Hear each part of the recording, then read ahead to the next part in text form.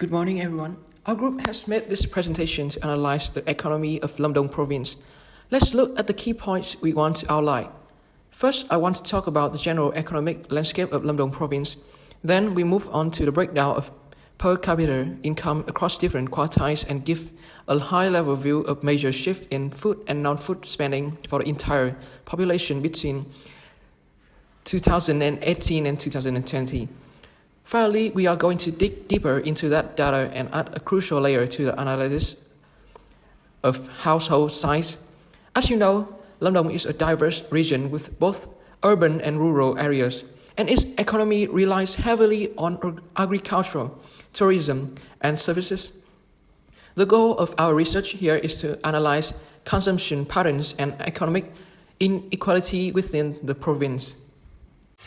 So next we will move to the part 2, the per capita income of the 2018 versus the 2020, which we have divided into 4 quartiles, which is the poor, lower middle, upper middle, and rich. Here you can see in the table, we have 5 columns, which is income per capita, quarter 1, which is the 25% of the poorest, lower middle, upper middle, and 25% of the richest.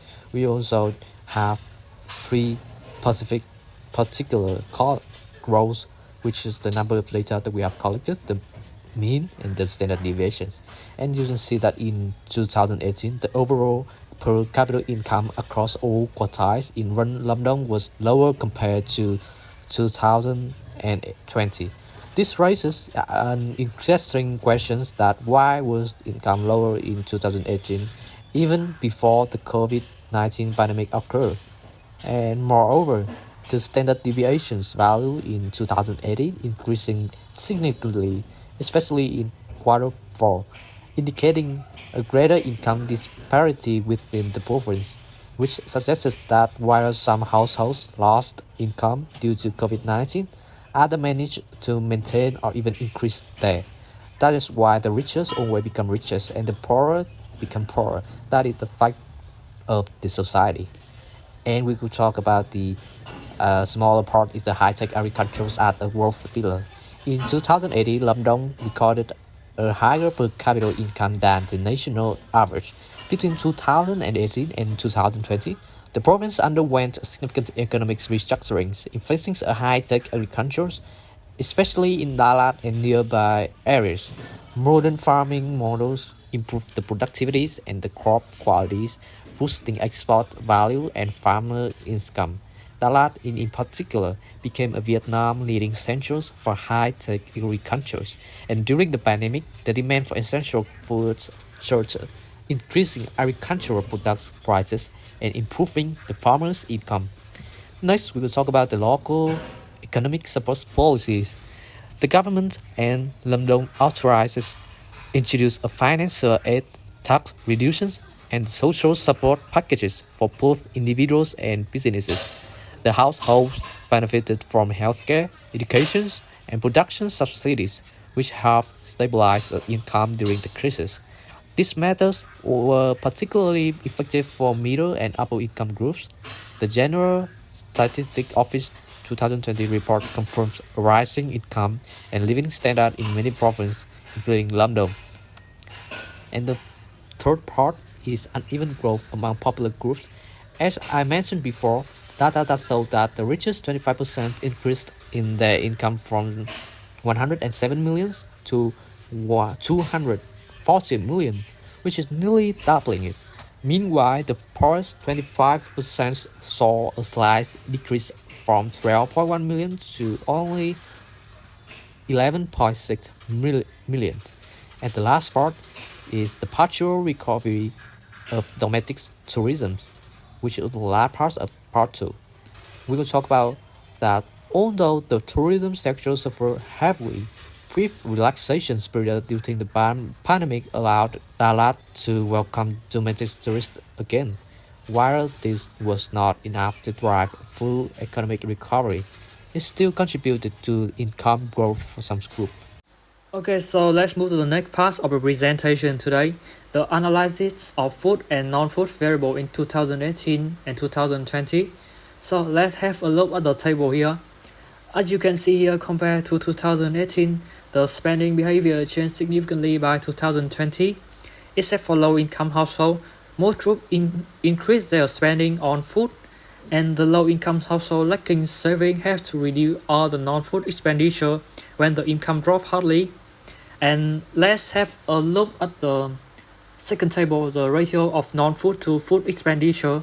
As you can see here, the percentage here decreased really hard here in 2010-20 compared to 2018, and that will lead to a very serious problem is that they will not only reduce their shopping but also lose access to some essential service. Okay, so about the education, the first one is about the education.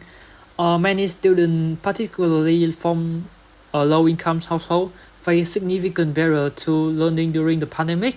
Without the access to essential tools like smartphone, laptop, or even basic school supply, they struggle to keep up with their study. Online learning poses additional challenge. It's for example that the unstable internet connection and the unreliable electricity make it difficult to attend the virtual class consistently. And in remote areas where education costs are really a burden, this obstacle led to a higher risk of students dropping out together. So, the second one is the healthcare. During the pandemic, many households, particularly those with limited income, face serious challenge in accessing the medical care. Routine checkup and early treatment were often postponed as people only sought help when their condition became severe. And the cost of medication became a major burden, especially for elderly individuals and those with chronic illness who require ongoing treatment. Okay, so the last one is about the technology and connectivity. The unstable internet access affecting the work study and the information. And as you can see here, the Q1 and the Q2 in the ratio of non-food to food expenditure drops very sharply, proving that the poor households suffer the most, losing the ability to spend on non-essential service, and they face a greater risk of lagging behind the education, healthcare, and digital access. Now, let's dive into the core analysis on this slide, which compares food and non-food spending between 2018 and 2020, broken down by household size. What we found is a dramatic and opposing shift, largely driven by the COVID-19 pandemic. First, let's look at the food expenditure.